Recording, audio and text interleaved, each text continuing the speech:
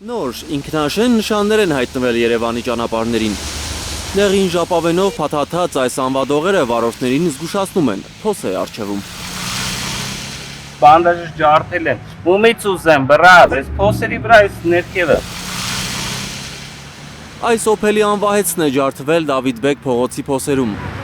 Վարորդը չի ցանկանում տեսախցիկի առաջ երևալ, բայց հարց ունի, ով է փոխհատուցելու վնասը։ Չի կարելի, գոնե ավազ լծվեք,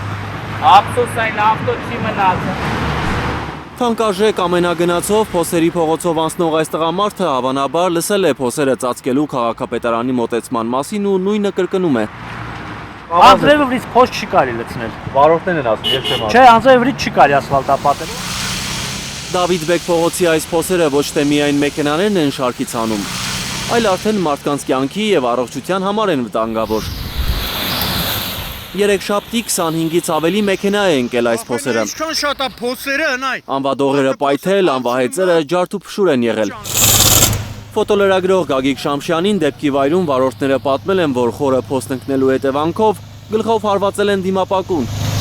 Փոսերի պակաս չկա նաև Դավիթաշենի կամրջի վրա, 8 մեքենայի անիվ էլ այնտեղ է պայթել։ Օվկիանոսագետ Ժակ-Իվ Կուստոյի փողոցն է սա։ Ֆրանսիացու անվան փողոցում օվկիանոս հիշեցնող ջրափոսեր են ամեն քայլափոխի։ Սրա լիքը։ Վարորդները էլ չգիտեն ինչպես շրջանցել փոսերը, մի փոսից հազիվ խուսանավում են, ընկնում մյուսի մեջ։